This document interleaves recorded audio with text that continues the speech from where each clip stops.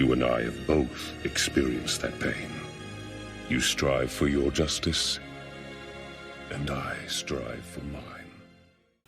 And what's going on, Read My Lips people? We are back. Back like we ain't never left, baby. So, oh boy. Okay. Some stuff to get into. So, if you guys recall, I believe it was yesterday, at this point, all the days are blending in. It's just one long-ass day. That's all this is. You take a nap, you wake up, it's the continuation. It's just one long-ass day. So, in one of my segments, I covered Stacey Abrams saying she believes Joe Biden. And, look, she said the New York Times covered it. The New York Times covered it, and they said they didn't find her credible. And I called her out on it because, well, that was a lie. As a matter of fact, here's a clip. Then she goes on to say, the New York Times did a deep investigation, and they found that the accusation was not credible. I believe Joe Biden. False. False. If anything, it's looking like she is actually incredibly credible. What are you talking about? Seriously? You can't be serious right now. The New York Times did a deep investigation and found that the accusation was not credible. False. The Times, in the report that Abrams referenced, said that the newspaper found no pattern of sexual misconduct by Mr. Biden, but didn't come to a conclusion on the credibility of Reid's allegations. In 2019, Reid was one of several women who came forward and said that Biden publicly touched them and made them feel uncomfortable. So I actually got just not a lot, but a smidge of pushback from that. Not that, that she got called out in her live, but people made up all sorts of excuses for Stacey Abrams saying that. Well, the New York Times has come out and said, Stacey, stop lying. Stacey, we never said that. Stacey, please don't put us in this. We never said that. She blatantly lied. And it's because her name is in the ring for a VP. She wants that VP spot. Now, I don't think she's going to get it. I believe Biden's going to try to put an African-American lady in the Supreme Court, and he's going to pick someone else, like an Amy Klobuchar or somebody, as his VP. That's just how I feel. But, man, oh man. Actually, I have a clip for you. I'm going to play the full clip mostly the full clip of her interview, because I want you guys to see that. I'm going to bring you back up to speed. And then, other people are covering it. The New York Times has come out and said, Stacey, stop lying. Here we go. Allegation against Joe Biden. The accuser, her name is Tara Reid, tells CNN that the alleged incident happened in 1993 while she was working as an aide in Biden's Senate office. She is claiming that she was delivering Biden a duffel bag and says that Biden had her up against the wall in a corridor on the Hill and violated her with his fingers. Now, CNN has now spoken on the record with her former neighbor, who says Reid told her about the allegation within a few years of the alleged incident. Biden's campaign says untrue, never happened. Is this a credible allegation? I believe that women deserve to be heard, and I believe that they need to be listened to. But I also believe that those allegations have to be investigated by credible sources. The New York Times did a deep investigation, and they found that the accusation was not credible. I believe Joe Biden. I believe that he is a person who has demonstrated that his love of family, his love of our community has been made perfectly clear through his work as a congressional leader and as an American leader. I know Joe Biden, and I think that he is telling the truth and that this did not happen. So in 2018, you tweeted it was shameful that Brett Kavanaugh's Supreme Court nomination was being rushed forward and survivors of violence like Christine Blasey Ford deserve to have their voices heard. Are you applying a different standard now? Not at all. I believed then and I believe now that women deserve to be heard because too often they are not. And Tara Reade deserved to have her story listened to and investigated. What was happening to Christine Blasey Ford was that there was no investigation. There was a rush to move the conversation forward so that no investigation was conducted. And as I said, I believe that those allegations needed to be investigated. And I believe that the New York Times and subsequent reports support what the Biden campaign has said. And I believe Joe Biden. So you said you've heard her, you've heard enough, you don't believe her, you believe Joe Biden. No, what I'm saying is that the New York Times investigation of her allegations, the New York Times investigation does not support the accusations against the vice president. I believe the Biden I know, and I think that he will make women proud, that he will make America proud. Does Joe Biden personally need to address this more directly and publicly? I believe his campaign has been very clear, and I believe that that is the approach that they intend to take. And I support the approach because, again, we don't want women to ever be afraid to come forward, but we also have to recognize that allegations should be investigated and that those investigations need to be borne out. She mentions there that, well, the New York Times did an exhaustive report, and they looked into this, they investigated it, they studied it, and they found that there's no merit to this and that it absolves Biden. That's what Stacey Abrams just said. Not only is that untrue, that is so untrue that the New York Times released a statement after the fact and they were like, stop saying that. We did not conclude that. We did not say that there was no merit to the claim. We did not absolve Joe Biden. Stop lying about what our investigation found. When you go so far in your BS that you piss off your ideological allies in the media, and even the people who are supposed to be the cheerleaders for the corporate Democrats, and that is what most of the New York Times is, even they go, no, you're misstating it and you're dragging our name through the mud now too. Stop it. Stop it. Because it's not just Stacey Abrams who went with this line. This was a talking point that the Biden campaign developed, and everybody as part of the Biden campaign is saying, the New York Times looked into it and they found there's no merit to the claim. Nonsense, which is why the New York Times came out and said, stop saying that. That's not what we found. So, yeah, just how very ironic.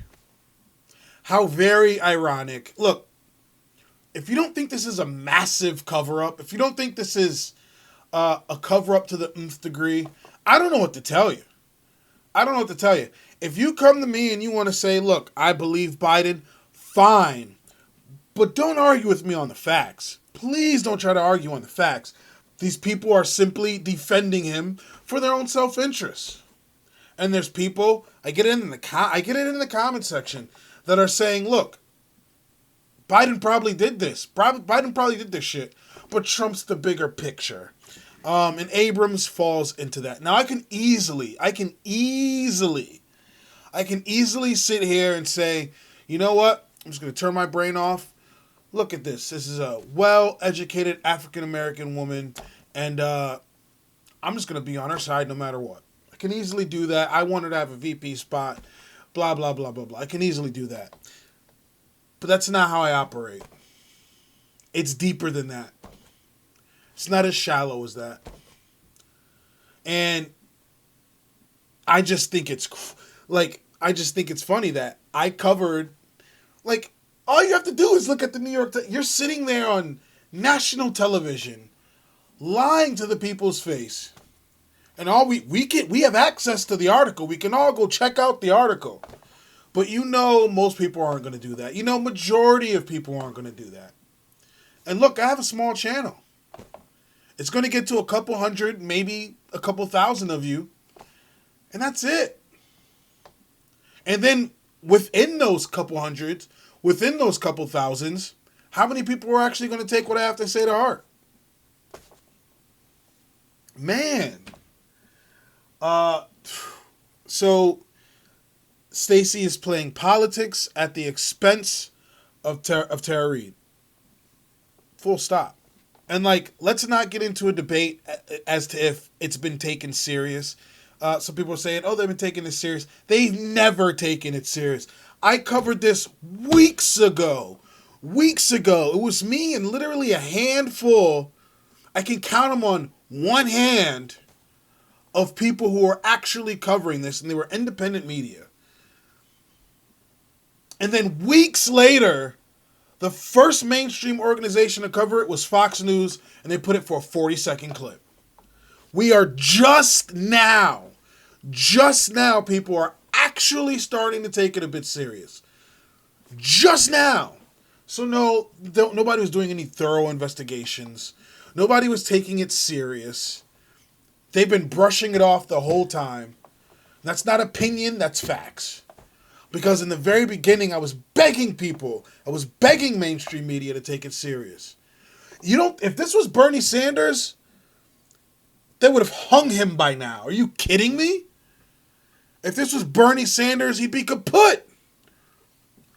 Let Bernie Sanders get an allegation like this. They would have railroaded him. These people wouldn't be coming to his defense like that.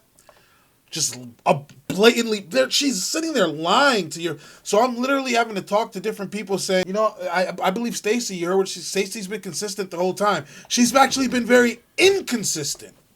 And then she's sitting there lying to your face. I don't have time to tell every single person in whatever comment section and whatever DMs that she's lying. The New York Times never said that. And then literally the day after, the New York Times comes out and says, Stacey, we never said that. Please don't lie on us. Stop it. But I'm sure you'll come up with excuses for her too. I'm sure there are people that's going to come up with excuses for her as well.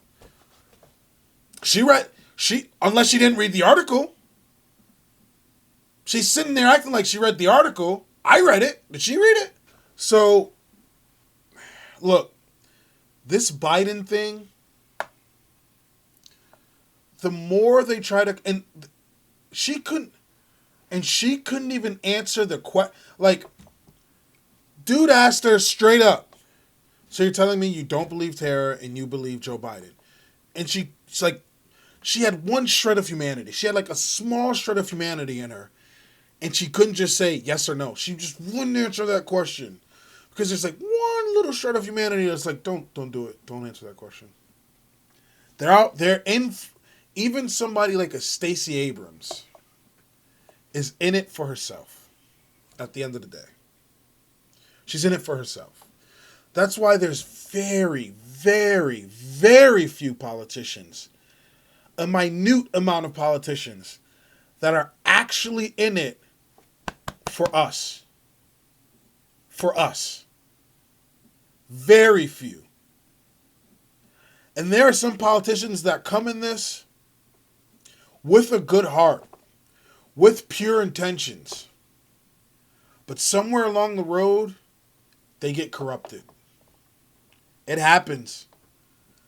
It happens. It's sad. I had a politician, I'm not going to say any names, come into my job one time, and that's literally what he said to me. He came into my job, he was doing some shopping, he needed a suit. And we had that conversation, and what he said was, there are a lot of people that come into this with pure and kind intentions, but somewhere along the road, they get corrupted. Somewhere along the road, they turn their head, and that's what Stacey's doing. Please believe that's what Stacey's doing. Just a blatant lie. Just a blatant lie. Some guy here, me on YouTube, shouldn't have to sit here and tell everyone else that's not true. She's blatantly lying. Why do I have to sit here and say that? That's ridiculous. The person interviewing her should have been like, Stacey, that's not true. That's not true. The New York Times never said that. New York Times had to come out and correct it themselves. And trust me, New York Times is fond of the establishment. But even they were like, whoa, wait, chill out.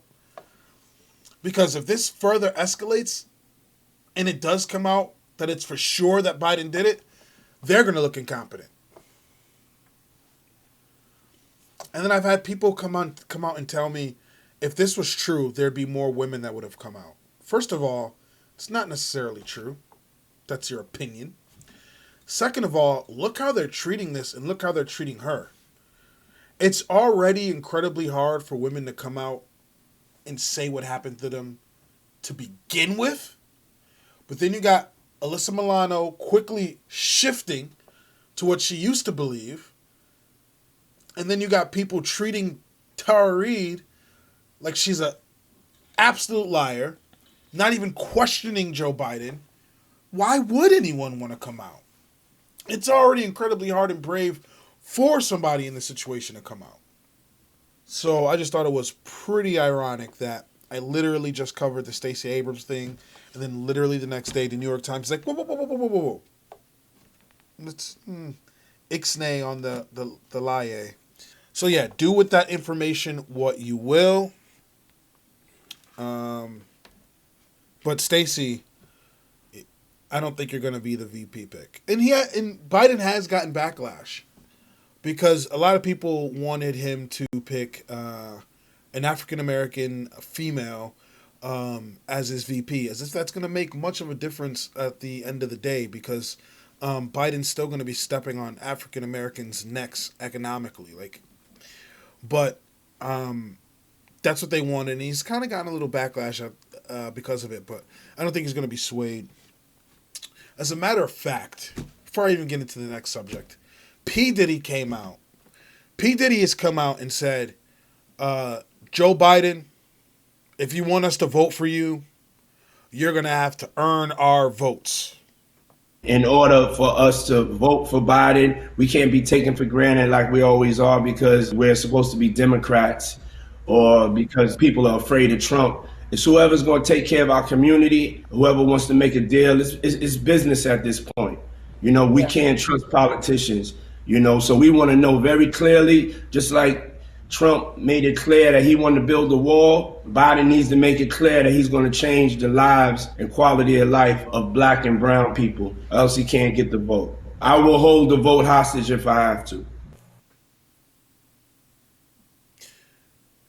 P. Diddy, I respect what you're saying. I honestly do. I respect it because I'm in that scenario. You have to earn my vote. I've been saying that for the longest, and that's where I stand. I'm not casting any vote for any politician that hasn't earned it. That literally gives no fucks about me.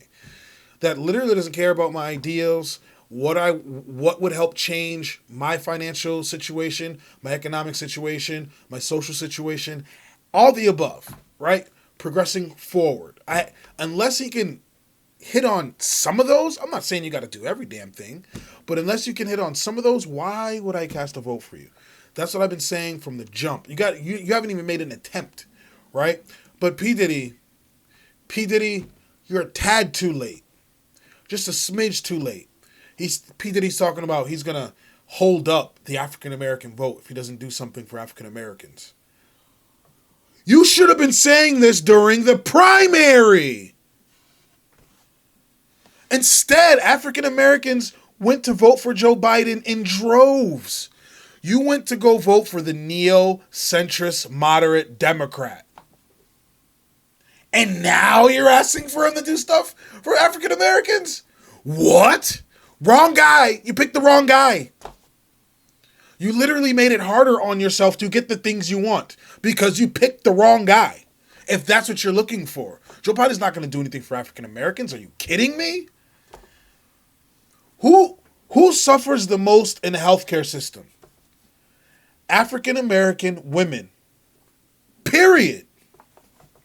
Joe Biden does not care about healthcare. It's not on his priority. You literally had other candidates that could have helped African Americans exponentially with the ideas that they were having. Whether it be a Bernie Sanders, whether it be an Andrew Yang, you had, hell, even a Marianne Williamson. You had people that were willing to go to bat for African Americans. You voted for Joe Biden. And so now you're talking about holding up the vote now that it's Donald Trump versus Joe Biden? You should have been doing this in the primary. Just a smidge too late. Smidge too late. Now, Joe Biden, if you don't do something for African Americans, we're going to hold up the vote. You had that opportunity during the primary. You could have threatened that during the primary. Or you could have just went to somebody else that was going to do more for African Americans. Now, I know there was a lot of African Americans giving Yang a hard time. Even though he wanted to give you $1,000 every month, nobody else running was proposing this. They're like, oh, whatever financial situation you're in, that's fine. Stay there. Stay there. We don't care. Yang got a hard time with African Americans. I can't fathom why. Bernie Sanders, he had a broad coalition of people. He had Latinos, he had African Americans, etc. But the young African Americans didn't come out like they should have and voted for him. A lot of them stayed home. The older African American crowd came out and voted for Biden in droves. And so now you're saying we're going to hold up the vote now that it's Joe Biden versus Donald Trump? It's the wrong time. You did it at the wrong time. Not going to have that much of an effect. When there were people vying for the Democratic nomination, that's when you should have been doing it. That's when you celebrities should have been coming out talking about, look, here's a couple things we need. Here's a couple things we need. But you didn't do that. You let it get this far, and now you're talking this nonsense. Well, not everybody falls into that category, did he? Like I said, I myself am one of those people, you have to earn my vote. But if you just take a dive into my comment section, you'll see a lot of mixed reviews on that. There's a lot of people that are saying Donald Trump is an existential threat, and I will do everything in my power to get him out of office. There's a lot of people that's going to hold their nose and vote for Joe Biden. And there's a lot of people that are just going to stay home. So this ploy that you're using, though I respect it, and I agree, you need to earn my vote, you did it just a smidge too late. Just a smidge too late. You should have been doing that during the primary. I don't understand. I don't get it. You give away your votes. You give these people your votes. You just toss it to them. And they haven't done anything to earn it. They'll literally stand on stage and tell you what they're not going to do for you. I don't get it. Why do you do that to yourselves? He's not offering you anything. He's cool with Obama. Congratulations. What else?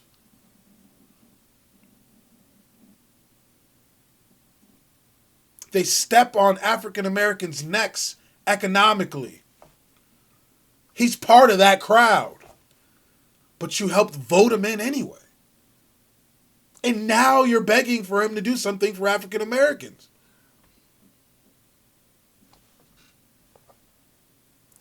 Blah. Blah. So, yeah, Stacey Abrams, you're a liar. I called it out. The New York Times came out and called you out. Diddy, commendable, but a little too late, in my opinion. And then the last thing I wanted to talk about, Andrew Yang tweeted something that I found very interesting. Andrew Yang tweeted something that says, "Welcome to the worst economy ever." And I just thought it was a fascinating read. I really did. So here's what it says.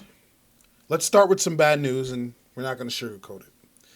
This is the worst economy ever. That's according to the Federal Reserve Chairman, Jerome Powell.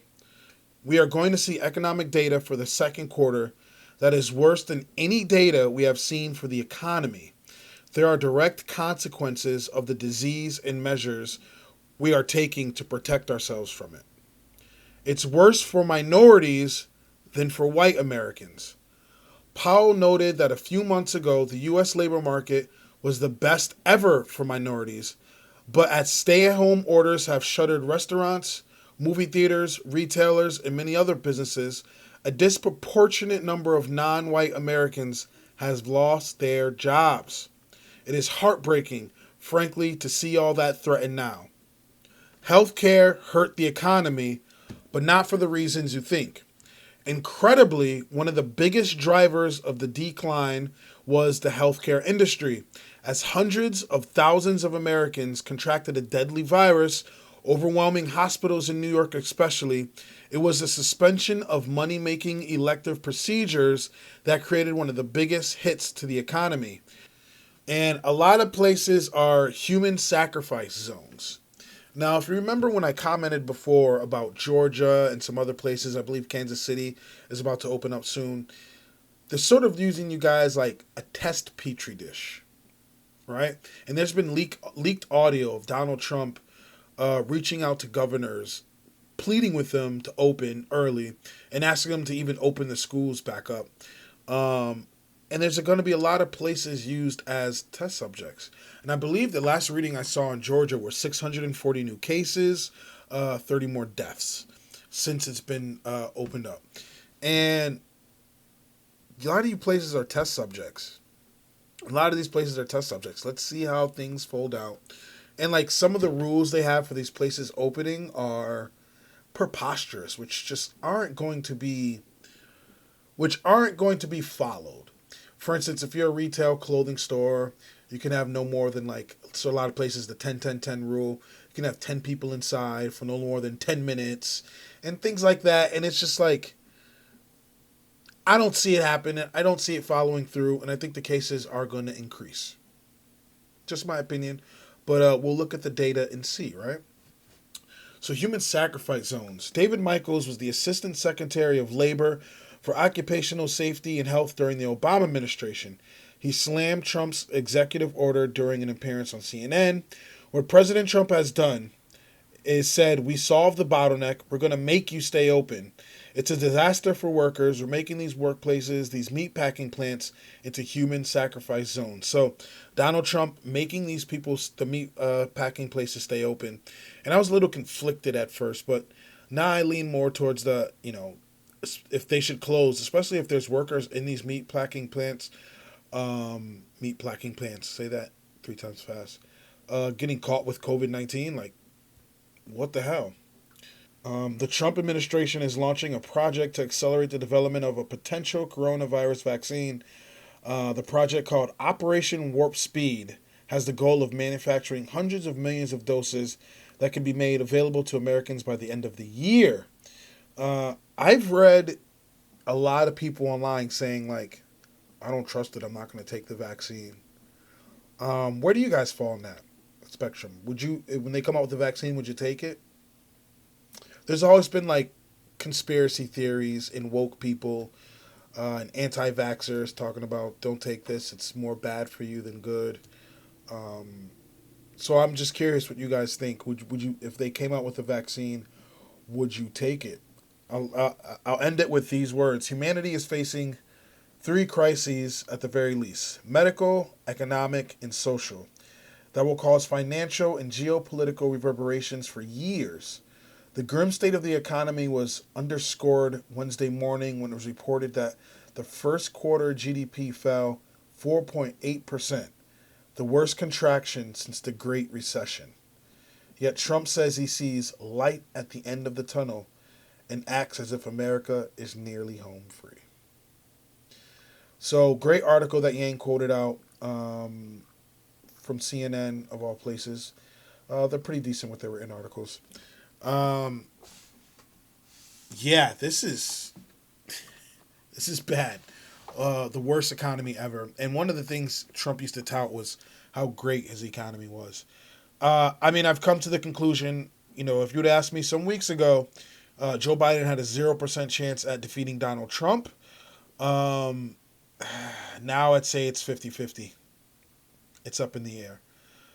With, Trump and his gaffes and, not knowing what he's talking about with disinfectant and things along those lines, and people clutching onto that.